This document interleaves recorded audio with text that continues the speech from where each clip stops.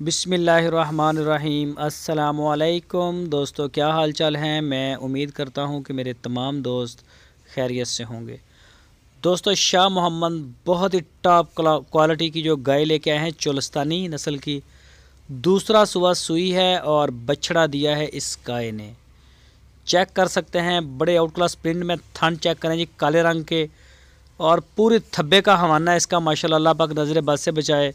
नाफ झालर कद काठ में गाय।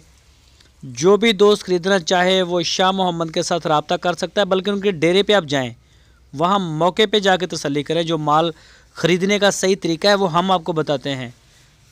आप जाएं मौके पे। हरुनाबाद सिटी इसकी लोकेशन है, ज़िला बहावल नगर।